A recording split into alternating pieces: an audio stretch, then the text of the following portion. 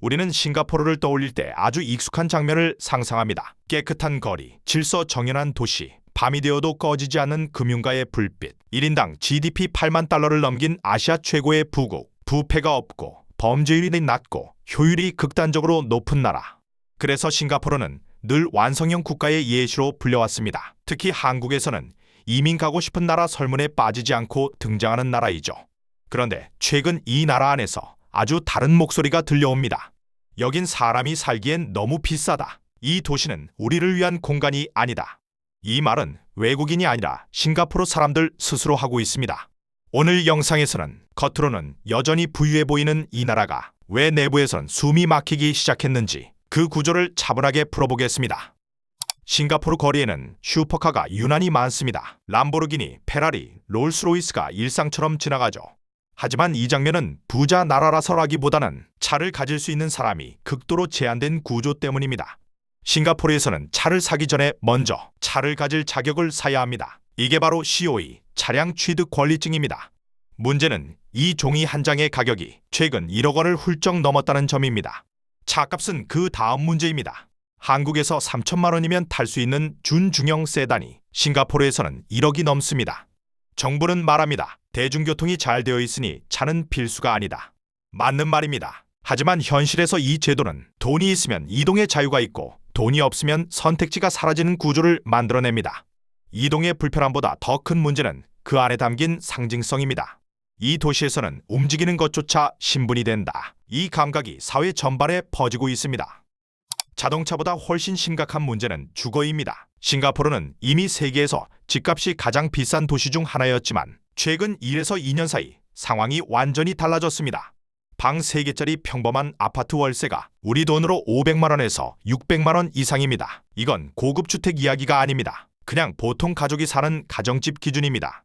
문제는 상승폭입니다. 2년 사이에 임대료가 30%, 많게는 50%까지 뛰었습니다.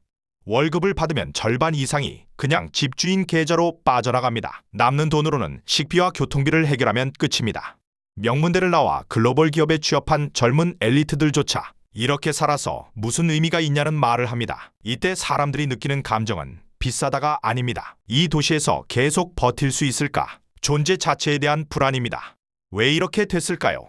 해답은 의외로 싱가포르가 가장 자랑해온 것에 있습니다. 바로 글로벌 자본입니다.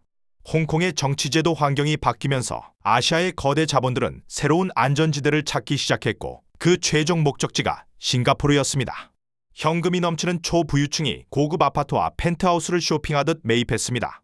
수백억짜리 거래가 반복되자 부동산 가격 기준선 자체가 위로 밀렸고 이 신호는 곧바로 일반 주택 시장으로 번졌습니다. 저기까지 올랐는데 우리 집 월세 못 올릴 이유가 있나? 이 생각이 도미노처럼 퍼졌습니다. 정부는 뒤늦게 외국인 부동산 취득세를 60%까지 올렸지만 이미 가격 구조는 굳어버린 뒤였습니다. 싱가포르는 구조적으로 인구가 부족한 나라입니다. 그래서 아주 영리한 선택을 했습니다. 자국민이 부족한 자리는 외국인 인력으로 채운다. 고급 인재는 금융 IT로, 중저임금 인력은 건설 서비스 가사 노동으로. 현재 싱가포르 인구의 약 40%가 외국인입니다. 도시 전체가 사람을 수입하는 엔진 위에서 돌아왔던 셈이죠. 이 모델은 오랫동안 잘 작동했습니다. 하지만 코로나 이후 균열이 생겼습니다. 외국인 노동자들이 떠났고 일부는 돌아오지 않았습니다. 동시에 내부에서는 불만이 폭발합니다. 집값을 올린 것도 외국인, 일자리를 위협하는 것도 외국인.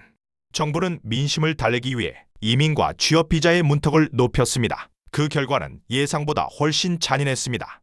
사람이 빠져나가자 식당은 문을 닫고 건설 현장은 멈췄고 인건비는 폭등했습니다. 그 비용은 다시 물가로 전가됩니다.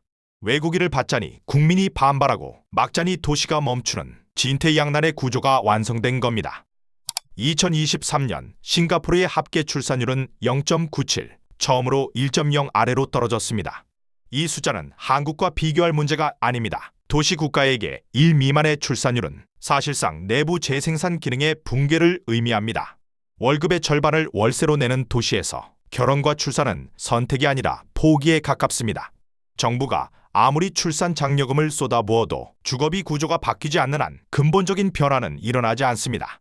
결국 싱가포르는 사람을 수입해 성장을 유지하던 모델의 유효기간이 끝나가고 있는 겁니다. 싱가포르는 오랫동안 위치 자체가 돈인 나라였습니다. 말라카 해협, 전 세계 해상 물동량의 약 30%가 지나는 길목.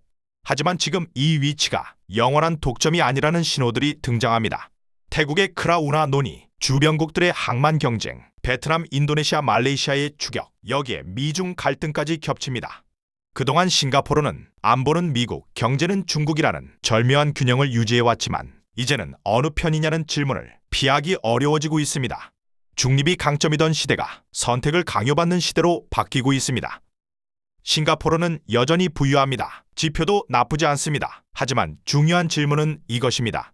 이 성장의 과실은 지금 누구의 삶으로 흘러가고 있는가? 집은 너무 비싸고, 이동은 계급이 되고, 결혼과 출산은 사치가 되고, 도시는 점점 부자에게만 친절해집니다.